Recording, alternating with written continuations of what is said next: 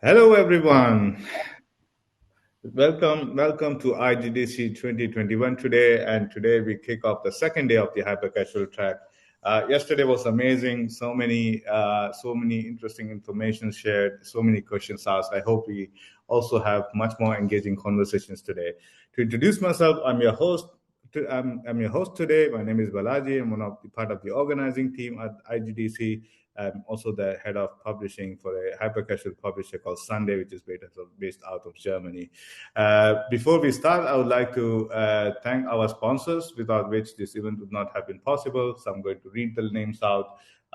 Presenting sponsor, Unreal Engine, gold sponsors, MPL, AWS, Glance, and Jungly. Legacy silver sponsors, GameShin, Lakshya, and YesNown. Bronze sponsors, Quali and Gameon. Hyper Casual Track sponsors, Sunday. IP Connect sponsors, Succeed Innovation Fund. So thank you all again for your support, without which we could not have this amazing conversation. So yesterday we talked about ideations, best way to nail your CTI videos. We talked about data-led production practices. That's key in hyper-casual game development. And we got three experienced hyper-casual hit makers to share their experiences in running profitable hyper-casual studios. So much valuable information. And today we start our first session by looking into the journey of making a global hyper-casual hit. Right, like, so how is this? How does someone start? What was the different steps? What was the whole experience from ideation to publishing? Right. For this, we have our first speaker for the day, Prashant Vijay, founder of the Creations Lab, maker of hit game Perfect Time, which got more than 25 million downloads. Prashant today is going to share his journey right from ideation to publishing his first game. Over to you, Prashant. Thanks, Balaji. Thank you so much for the introduction. And Just as a sorry to interrupt you, if you have any Q&A questions and answer, we'll take it at the end of the talk. Feel free to post them in the Q&A section on your right, and please don't forget to rate the session from your handouts also on your right. Over to you, Prashant. Thank you. It's amazing to be here, part of this complete event. And as Balaji has aptly introduced me, my name is Prashant Vijay, and I'm the founder for Recreations Lab. And I'll quickly share my presentation to sort of run you through our journey as to how this has been and how have we been working in this specific zone, right? Just give me 1 second as I get my presentation live.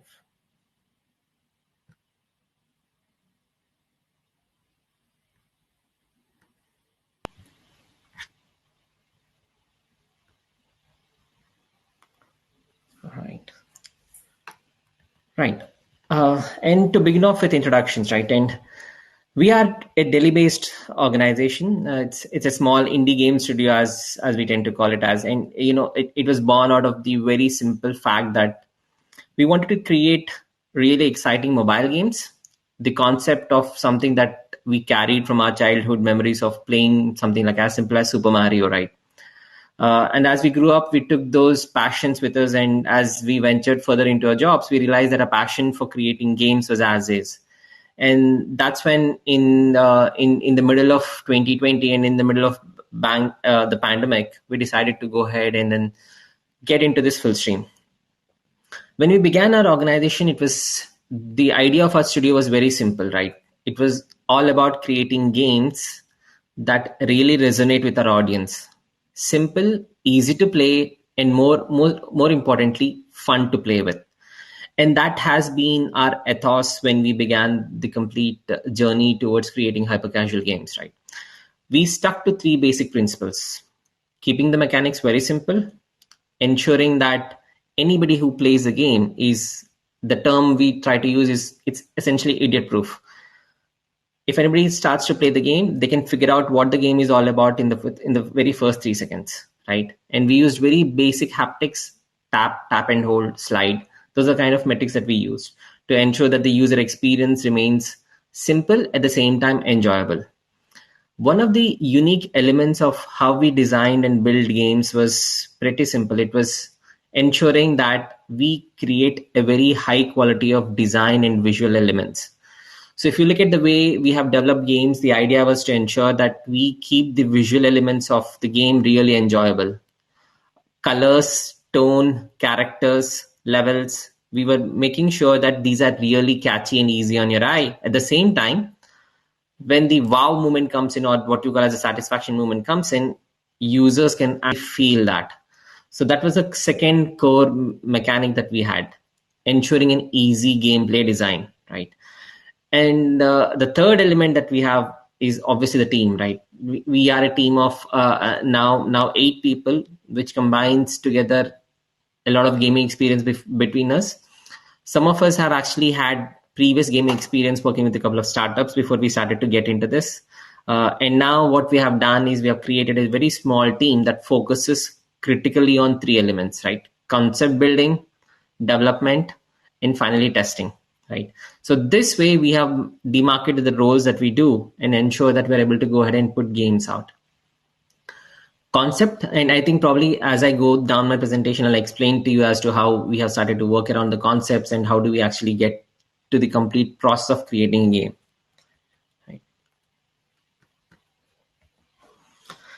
Right. And this is what we strive to do, right?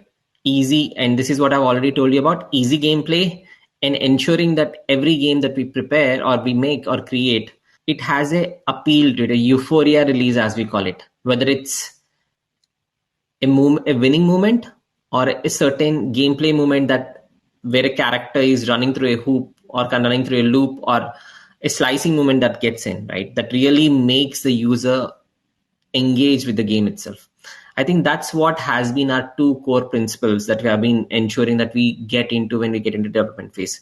Interestingly, when we began our journey by creating 2D games, right? And one of our very first 2D game was something more of a hybrid model of trying to take a sky shooter and combine it with more appealing elements, right? And that was one of our first 2D games. And when we began the complete journey and process, the development actually took us a lot of time, because when we began the process, we had no clue as to how things would work out. We had no understanding as to what is the development time that takes into, and what kind of a team do you need to sort of assemble to get your game production done.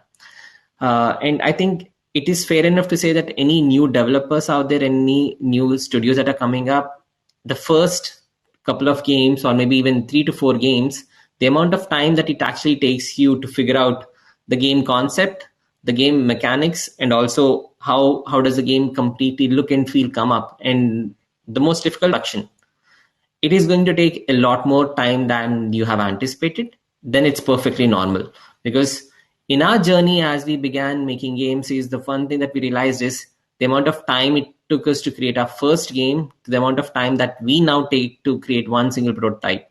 There's a world of difference. So I think that's a quick learning we had, how to figure out what to build, how to build it, and what kind of timelines do we need to assign ourselves for, right? And as a studio, I think it's very important to pick up what is your core focus area, right? For example, we as a studio try to narrow our vision down to 3 areas, right? It's art, simulation, and puzzle. Puzzle being the core metric or core mechanic that we go after. Most of our games have a puzzle flavor to it. And the reason that we have went for this kind of a thing is because as a studio, we really wanted to narrow down our focus, build our skill sets, because it is really important that there are studios who really specialize in runner games. They are ones that are focused on simulation. For us, because of the way we have been able to create this really crisp production, which is visual art and appealing, we have stuck to puzzle, art, and simulation, as these are the 3 things that we really understand.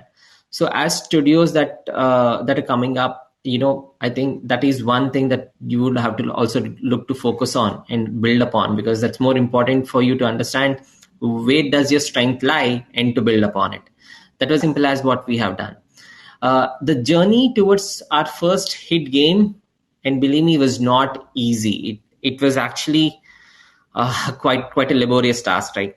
We had gone through multiple game ideas, game concepts. We went through a lot of production issues. Something as simple as how do we actually create a mechanic that really works in all circumstances. So, right, in production, there are a lot of issues that can come up, but we managed to sort of work our way through. right? And to give you an idea as to before our first hit game came through, we have worked through close to 8 different concepts before we narrowed down to the game that we eventually took to the market, right? Some of the concepts that we have worked, some of the concepts that we have worked and discarded. I mean, I think some of the few ideas that we actually worked on. Initially, the way we work out and the way we create prototypes is we look at the complete ideation process. We look at the social media trends, we look at various videos, we absorb a lot, whether it's talking to a lot of publishers, understanding what the trends are, working with a couple of our partners to understand what kind of trends are in vogue right now. We look at social media trends like such as TikTok, Instagram, Facebook, and YouTube to understand what are those upcoming mechanics or what is in vogue that we really need to go after. And then comes the interesting point. How do you take that information and create a very unique concept? A unique concept that it might be similar to something else, but at 70 to 80% of the time, what we're trying to do is create a unique concept. Otherwise, we take probably an existing concept, but we narrate it in a completely different style. Whether it's the movement of the character itself, the haptic, or even the euphoria or the level to level design. We try and change that so much that it looks itself as a unique design. I think that's more important for us as we worked our way through creating games. And I think as we went on a journey of starting this off in July 2020, by the time we reached to the October is when we actually had our first idea that we really felt excited about, right? And that idea was perfect time. And while you see all of these numbers look nice and good, but I think it's more important to understand the journey that we actually took to reach to this stage. And this is where I think I'll break this down for you, right? So one of the things that we really did well when we started to look for ideas was to look at trends that had audience, a lot of views, a lot of people commenting and talking about how good that was. And I'm talking about October 2020, wherein ASMR was all in rage, right? It's thanks to a couple of hit games that were going out at that time. ASMR was one category that was really, really cool at that point of time. We wanted to pick up on ideas, and then we realized that there were a couple of Instagram videos and a couple of YouTube videos that showed us these really cool videos wherein you see movements coming in, you see knife movements coming through, right? It's all about clicking at the right moment so that you can get through the hoop, right? So we focused on that element, right? And then that's when we started to create our first prototype. Before we created the first prototype, what we did was look at various ideas. Because we're getting to puzzle category, we had to do what we call as a simple A/B testing, right? And a simple A/B testing in this is to look at different ideas that we have and understand how will they fare up against three key things. The uniqueness of the idea, how well is it likely to be accepted, and the way we are able to judge or measure this is by looking at social media trends to understand, okay, what kind of reaction are people giving to it. And the third and the most important thing is how viral is this complete concept itself, right? Has multiple platforms picked it up? Do you see viral trends on that going on? If that is something that we start to see, is when we start to, shortlist that specific concept and then run it through. I think that is where our judgment lies more in understanding what kind of game do we actually need to go ahead and look for, right? So going forward, and I think once we have actually created the idea itself and we have conceptualized the idea, is when we went to the next stage, which is production. Now, the reason why I do not have a dedicated slide to production is because, as I said, one of the key elements to producing a game is not just the art, but also what we call as the technology part to it, right? When I say the technology part to it, I'm talking about the fact that what kind of an effort do you need to put in? Currently, if you look at the way our small studio is structured, we have 2 developers and then we have 2 designers, right? And these 2 people working together, wherein we look at all the 3D art elements coming in from the designers, we take those elements and then we plug it with the developers who work on these concepts. the typical time that we took to create perfect time, and this being one of our very early stage prototypes, right? One of our very early stage games that we created, it actually took us more than 30 days to come up with the first production prototype, right? And as I said, it was hard. Initially, it was really hard because we are not unable to understand how do we get the movement precisely right. How do we ensure that at tap, what kind of a difference in time does it make sure that if your pendulum starts to fall down? So all those elements, the physics of the game, were really hard for us to narrow down and get it really right. So the first prototype that we prepared, it took us almost 30 days, right? And then when we started to test the first prototype, what we realized that was what was different about this prototype than other games was it was starting to work on certain metrics really well, right? And this is what we learned over our journey, is that whenever you test your first prototype, always look for success parameters, right? It's not necessary that your game should have the best CPI, D1, CTR, and gameplay time all at the same time. All it requires is probably one of these metrics looking really, really good, right? In our case, it was actually CTR and D1, and more importantly, gameplay time. I think gameplay time was the critical one, because when we pushed our first prototype out, it was giving us 750 plus seconds in gameplay time. And that was really interesting, because along with that, the retention was close to 27 to 30%. And during our first initial iterations, we realized that probably we have a game that we could really work through.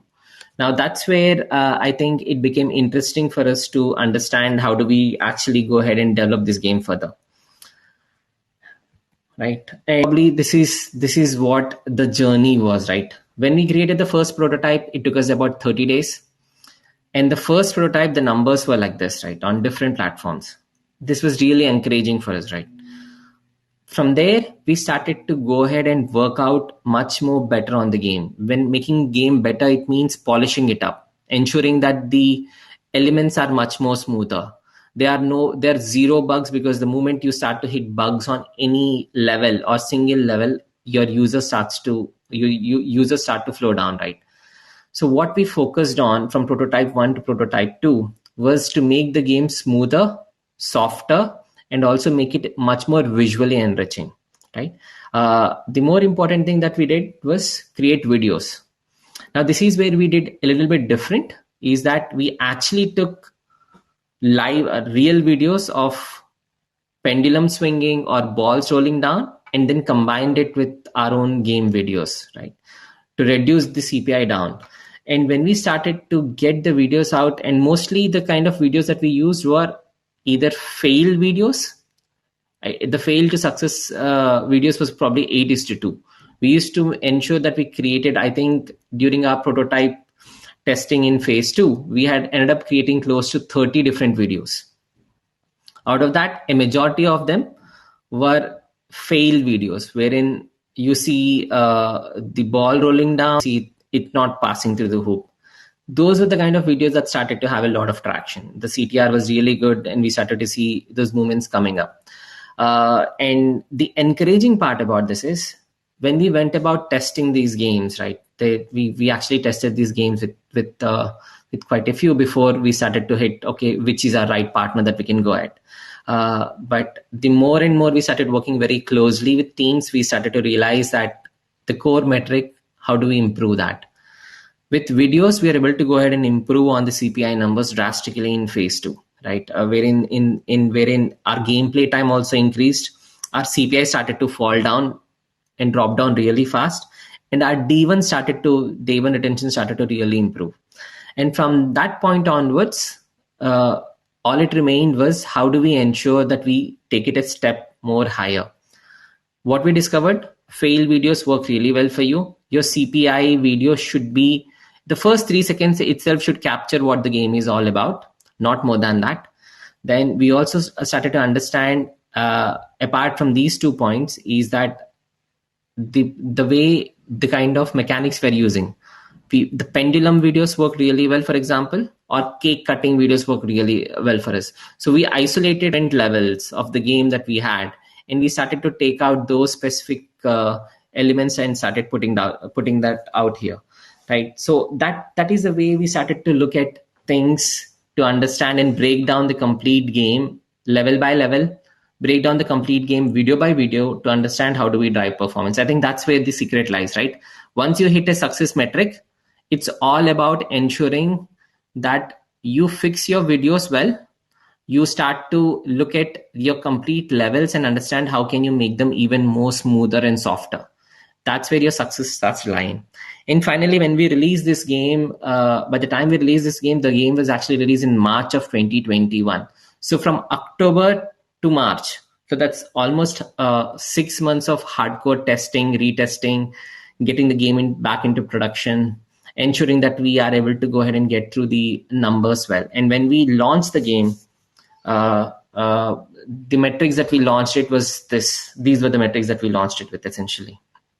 Right, really high CTRs, low CPI, D1 on an average to good gameplay time, really being good. And that's when we launched the complete game. We first launched it with Android, and before iOS version came in. And once we started to publish the game, it was the iOS version, then the Android version that came in. But once we started to push the game further and user acquisition started, what we started to see was really good results coming in. The number of videos that we created by the time that we went into launch was almost close to 60 CPI videos that were used of various lengths, anywhere between 5 seconds to 11 seconds is what we ended up creating. And these worked as assets and library for us when we went ahead and pushing the game out. Right. So in a nutshell, I think what I would like to say is that the game or the success of your game completely depends upon the concept, the idea, and the execution of it. There have been instances wherein you have a really good concept, but unfortunately, the execution, which is the production of it, is not up to you would not see these videos performing. It could be a really cool game that has a high CTR, but it would, and if the production is not good and the game idea has no depth to it, the D1 retention tends to fall down. And I think that's what we learned over the period of going ahead and publishing this game, is not to just have a brilliant concept, but also back it up with really good execution. Even though we took a long time, to be honest, it took us 6 months to get this game from an ideation stage to finally being published. But a lot of lessons were learned for us. But more importantly, we were able to push this game and make it live and get it as a published hit. I think that was one of the most satisfactory moments for us as we went through that. Right, and I think that's where I think is where we have went ahead and sort of looked at the complete idea to understand how do you actually create a hit game, how do you get yours in concepts. And once you get your ideas and concepts really narrowed down, what are the production elements? That is, how do you actually develop the game, and what are the different things that you need to look out when you develop and test it. Do not drop a game if you feel that, if you see a potential in any game, my advice is do not drop it ever. Even if it has a good gameplay time or a good CTR, the idea is to persist with it. See if you can improve it. Once you're able to get it to a certain metric, that's when I think as the creator of games, you'd get that feeling, okay, this is where we can push it through. The one thing that worked for us with Perfect Time is our persistence, right? Even though we went through multiple stages of testing, the numbers were not encouraging, we still stuck to it and finally managed to push it out. And I think that's how it is. And I think it's over to you, Balaji, going forward.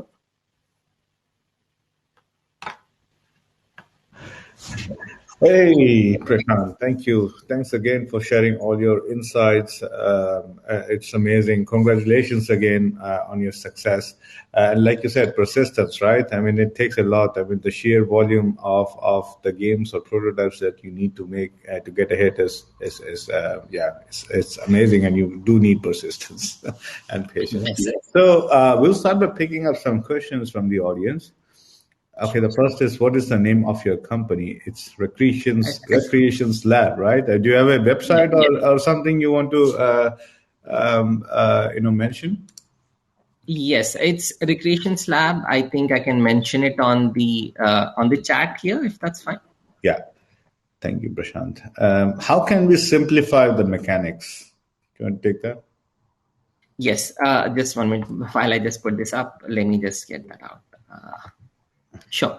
So, okay, the easiest way for you to sort of simplify the mechanics is first understand what is the concept that you're going after, right? And if you're just looking at simple mechanics, right, it's always you need to understand how the user behaves, right? It's user behavior that drives your mechanics. For example, if it's a tap touch, it's a tap or a tap and hold, right? Do not go after anything complicated. Do not go after anything that involves a lot more steps than a simple tap, touch, or a slide. I think that is a core element that you need to do when you get into production stage. Keep the mechanics really simple. For us, what really worked was tap. It's as simple as that. People might find some of the users might find it really boring, but I think that's the best thing about our game, right? It's so simple that all it requires is a single tap and you can start to play. Nice. Yeah, and also a good test for something like this, I would recommend is ask yourself the question: can a 7-year-old and a 70-year-old play the game with the same efficiency and have the same experience, right?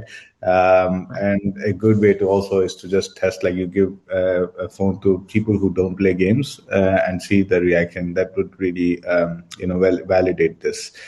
Um, the other question is when and how do you decide to drop a game concept?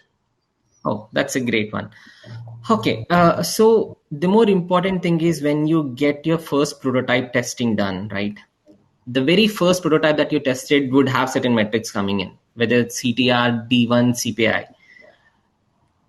Your first instance is to look at it, how unique is the idea. I think you should start there first. If this is an idea that is more of a rip-off, or you're replicating something that is already there in the market and your metrics do not look good at all, you should drop it.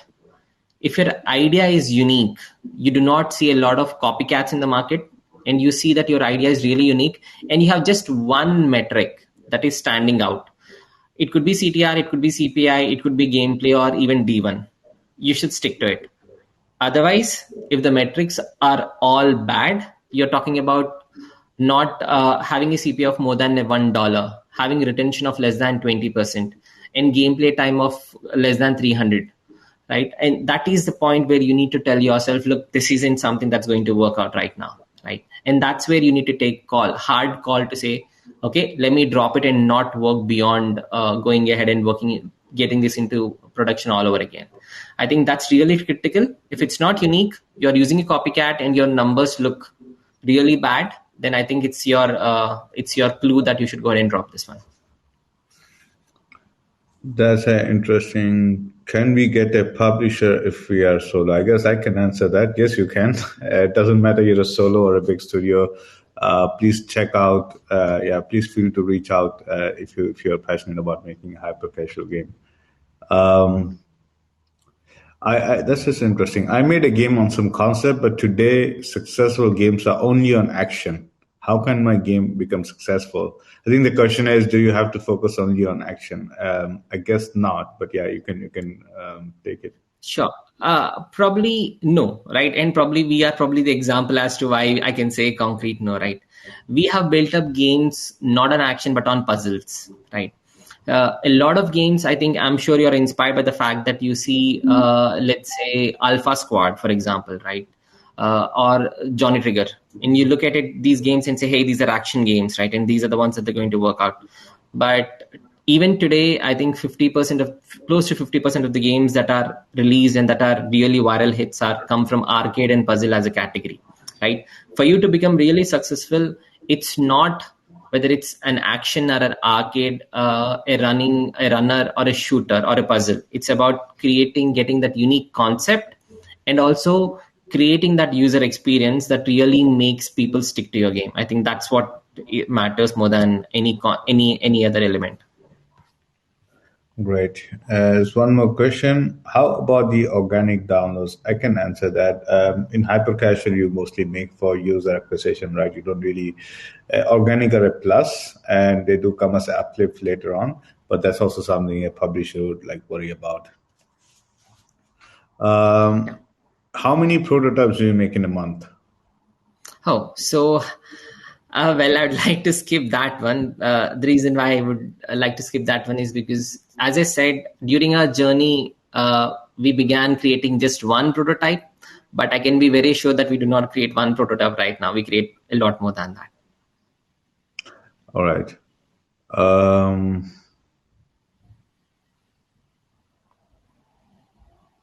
I think there's a lot of questions on how do you get unique game ideas. Let me put a context to that and make it like a little bit more narrow. What would be your sources for unique game idea if you had to do a game today, right? I Right. mean, as we all know, this is seasonal. Different sources come up, some sources die or become old. What about today? What's your head at? Sure. I think one of our major sources of inspiration today in this market has been hands down TikTok, right? That has been going really, really well, right? Because the reason why it is having such an amount of virality is because a lot of new videos, concepts go viral there, because people are creating so much of content on a regular basis that there are certain elements that simply stick, right? And as a consequence, for you to sort of really understand what kind of a concept do you actually need to go after, one of the things that you should definitely look out for is look at the social media channels, TikTok being the primary one among them. Apart from that, Instagram and YouTube really give you other ideas as to what kind of content is going out viral. It could be something as simple as probably somebody sliding down the stairs, but they're doing it in a different way, right? And you have seen makeup videos on TikTok on which you have simulation games coming up that really go viral all of out of the blue, right? So what TikTok has given us is ideas as to what kind of content are people consuming. I think that is the crux of it.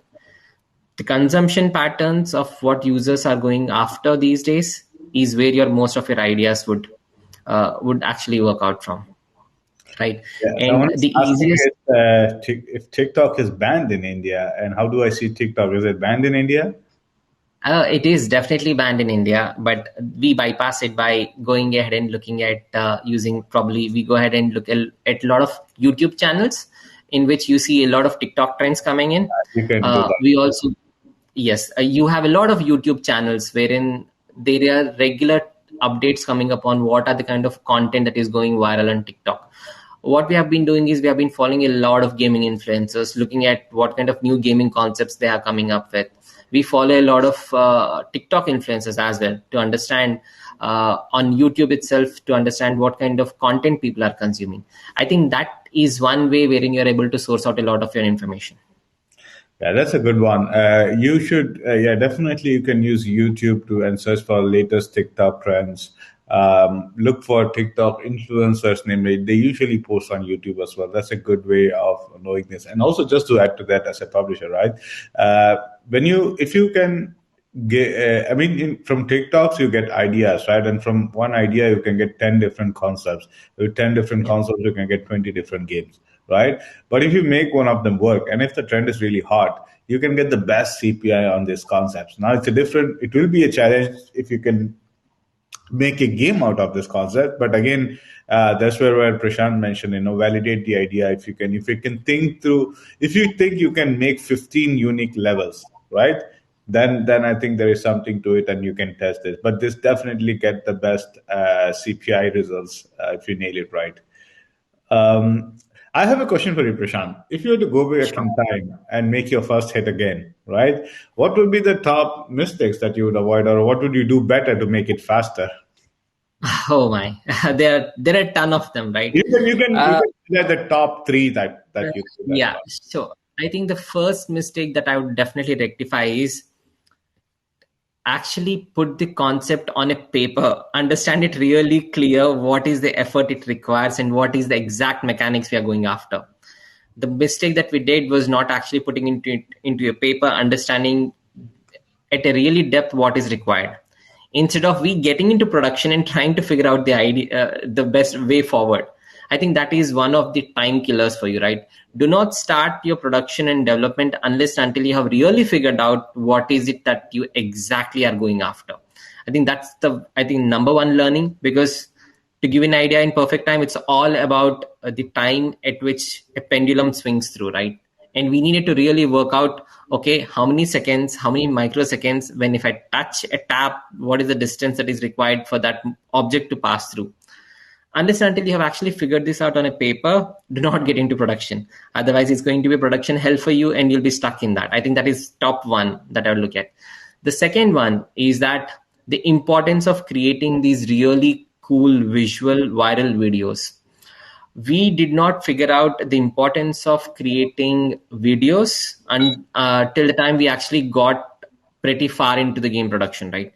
I think it is as important, if not more important, that you need to create these really visually appealing videos of your game. Because marketing your game is also going to be as important as creating it in itself. So the second thing that I would really focus on early on is, okay, once I've prepared my prototype, how do I ensure I create videos from the prototype that are really looking good, visually appealing? Because those are the ones that are going to get you over and above, at least cross through your CTR and CPIs. I think that's really important for me to look at that as the second metric that I would really like to go back in time and change. And the third thing is bug-free production. How do we actually plan for that? The number of bugs that we went ahead and hit up, whether it's creating 5 levels, then a bonus level, and then 5 levels, and then bonus level, right?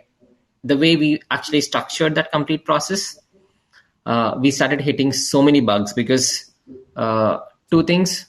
We really did not have the know-how at that point of time. But as we started working through, we started to understand what are the real elements that are required through, right? So one thing that we always try and strive right now is whenever we hit any bug during our production, we take a pause. We understand what is the issue and solve it once for and all before we get further into production. Not to ignore the bug and just keep developing. Because the moment we do that, what we realized is the amount of time that we have to spend when we come back to try and fix the bug is probably as much as creating a new game, new app in itself. I think that is the top three learnings that we have had. Nice. And also one more question from the audience regarding what you said about videos. Do you test the videos yourself, or do you test it with a publisher? So we have a number of partners that we work with. So the way it works, it is we actually get the game and then give it to them, and then they test those videos out. Lovely. Thank you so much. We have 2 more minutes. Probably we'll take one or two more questions. Do you need money to test hyper casual game with publisher? I mean, you don't have to pay the publisher, but yeah, you do need money to have, I don't know, to pay your developers and stuff. I think it's only the developer. I'm sure Balaji, you can answer that one really well. But to be honest, guys, it's as simple as that. Once you have finished producing a game or creating a game, that's when even before, when you have an idea and you are looking where you have reached a stage where you have managed to create at least one game, you can start approaching publishers, right? And these are a very helpful bunch of folks who will be more than happy to help you, guide you through your game journey, right? Whether it's idea, concepts, even production, they'll probably help you out also in understanding what are the different elements that is making you get stuck on production side, right? But once you've finished the game and gave it to them, that's when they get really active. They will test your game out. They will look at the metrics. They'll come back to you with concrete feedback feedback that is good enough for you to go ahead and say, okay, what is it that you need to do to improve the next time around? I think that is really important, and we have a really encouraging ecosystem in India as well, wherein a lot of publishers are more than happy to work with upcoming game studios and then guide them on this journey out. Totally. And it doesn't really matter that you have a hit game or out. Not, I can speak on behalf of Sunday. Obviously, what most publishers see, including Sunday, is your potential. So yeah, there may be a bit of an upfront investment from your side in making some prototypes, because then how do you visualize the potential, right? But once you do prove your potential, and I'm talking about like 2 or 3 prototypes, not like hundreds or tens, right? A publisher such as Sunday would definitely be more than happy to support you, because at the end of the day, every publisher is looking for hit game, and hit games are made by great people, right? I think that's about it. So thank you so much, Prashant, for your time, as well as sharing all your insights, your journeys, and your patience in answering the questions. Thanks Thank you again so much. thanks again, folks, for for attending the session, asking all these questions. Please don't forget to rate this session from your handouts tab, and stay tuned. We are starting the next session in about 20 minutes. Thanks, Prashant. Have a good day. Thank you. Thank you Lovely so much. Have a having you good here. day. Bye-bye.